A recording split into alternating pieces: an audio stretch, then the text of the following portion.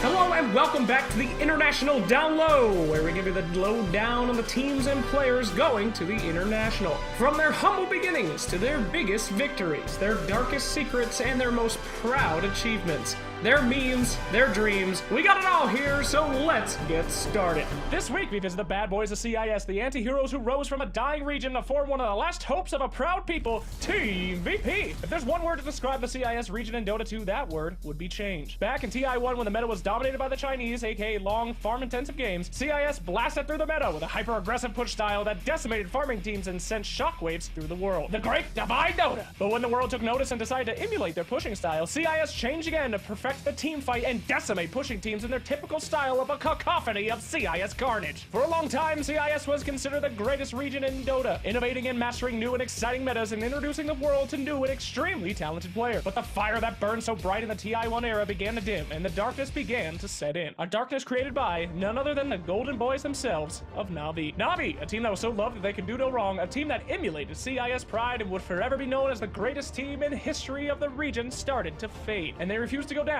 without a fight. Attempting to bolster their ranks with as many new talent as they could, Na'Vi went to work in 2015 and 16, swapping out player after player, giving new and old talent offers that they just couldn't refuse, and ripping the scene apart in the process. Teams like Vega, Empire, and VP were torn apart by the constant shuffles, and eventually CIS went into complete disarray, with not a single CIS team getting into TI6 except for a direct invite to Na'Vi, who placed dead last. It would seem that the region that shaped Dota 2 to the game that we know it as today, the region with the most pride of them all, had died a cruel death by their own favorite team. But in the ashes of CIS, one flame began to grow. A flame built by the foundations of the fire which burned from the hearts and minds of the Great Red Bear. The flame of Virtus Pro, one of the last hopes of CIS. VP had never been in the spotlight while Na'Vi was around. They were the Luigi of the CIS Dota scene, with adequate performances but a general plague of mediocrity. Their biggest achievement since their creation being their victory at Dream League Season 3 versus Na'Vi for $50,000. Yeah, that's since their inception. That's 8 years! Mediocre results aside, the team was also plagued by controversy, withdrawing from the summit due to secretly having a stand-in during the Summit 5 qualifier grand finals and having players banned from Star Ladder, kicking longtime players, and even the entire organization dropping the squad.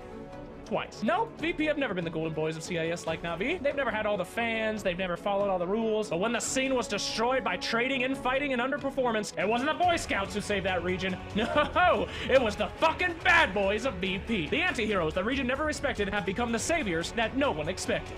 The first signs of life came from the newly formed squad after a complete disband of the team in 2016 due to less than stellar performances and an utter failure to place a TI6. Not a single member remained, and the org went on to find 5 completely new players. Well, newish. You see, the effect of the Great Swap period in CIS Dota means that all these players know each other like true comrades. Pretty much every CIS player has played on each CIS team at least once, and they know each other to the point where their skirmishes are more reminiscent of a sibling rivalry than 2 competing pros. But something about this family was different. These brothers knew how to kick some ass. Out of nowhere, VP decimated the Summit 6, losing only 2 games in the event and 3-0ing the recent major winners OG like it was goddamn nothing. Reminder, this was the very next Summit after they had been removed for cheating a year before with a different squad. Insane. But it doesn't stop there. The new squad went on to place 5th at the Boston Major and continued to impress more and more until their time had finally come. Their time to prove to the world that they were the best CIS had to offer. The region's first ever major. The crowd was disappointed at Kiev. For the first CIS major, the hometown heroes Na'Vi weren't even there. They would chant Na'Vi's name when the teams were winning just to pretend that the only team of worth from the region was there. But then something strange happened. VP, the team that the region had never loved, the team that they had always forgotten, started to win.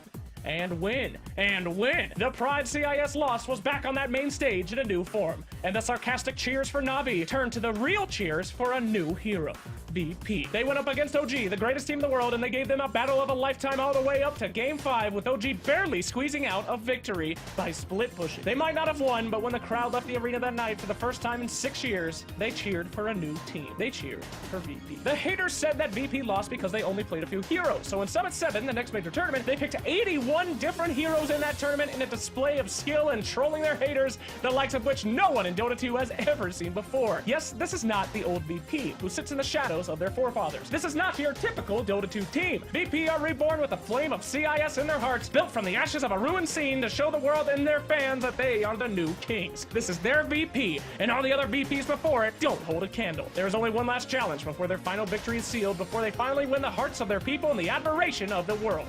The final prize. The International. So let's take a look at the bad boys of the CIS and see what makes them kick so much ass.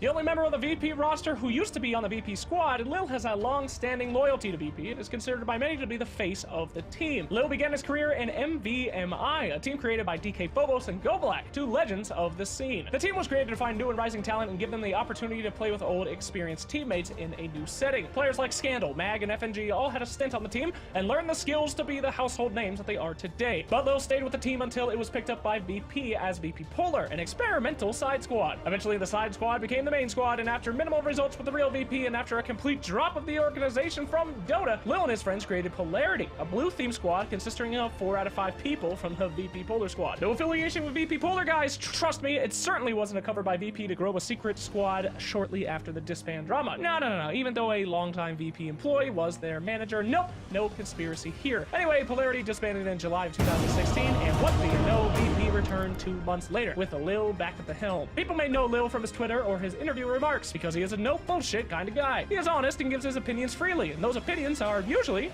pretty hilarious. But while most shit talkers lack skill to back him up, Lil has consistently been a monster when it comes to Dota. Known for his incredible team fighting and split-second decision-making, Lil shocked the world most notably with his Weaver plays at the Boston Major, where he would transition from being the off-lane Weaver to the support Weaver by using the new and seldom used Ags on his teammates. And by the end of the game, he would be the hard carry. Lil's ability to control the game and excel at literally every position gave his team an edge and showed the world that the oldest member of VP could still come up with new tricks. I even tried to coin the term Lethal, the Lil Beetle, to describe it, but everybody thought it was lame, so whatever. In the end, Lil is one of my favorite players in Dota 2 because he isn't afraid to talk shit, but he cares deeply about winning the respect of his community. He was trained by the old guard of CIS, and behind that rough exterior in every interview, he shows love for his fans and a desire to finally win over the people of his region. Lil has said that he would rather get second place with people that are decent human beings than first with a bunch of assholes, and wants to give the fans something that they can cheer for. Under all that talk and all that showboating, the truth is all Lil wants to do is bring back pride to see.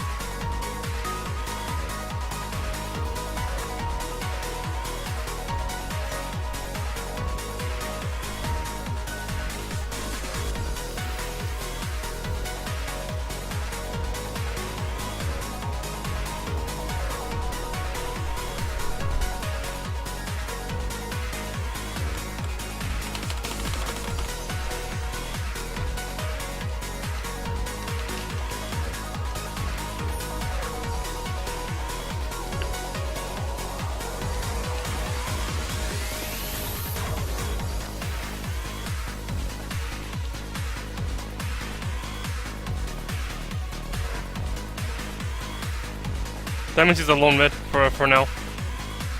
You can fuck him up.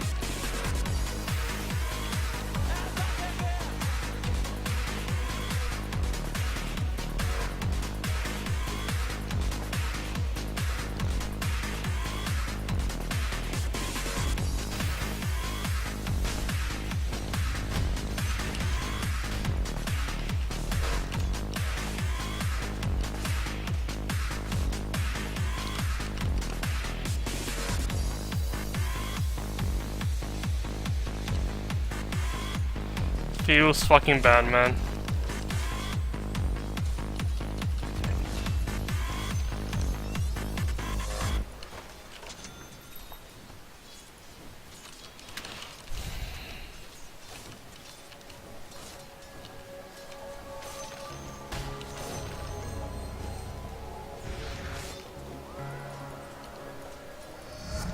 Jesus Christ, dude.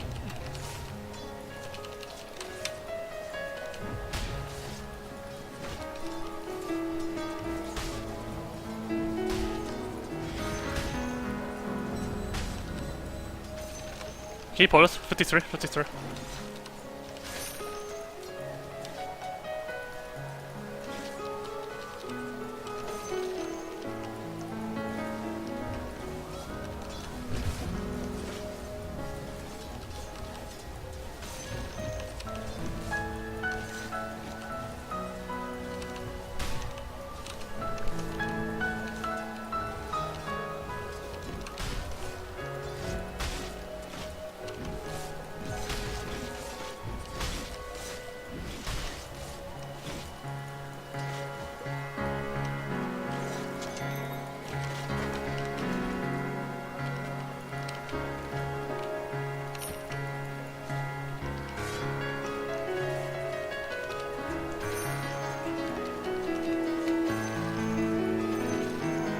Good job. I'm not sure how that happened, but okay.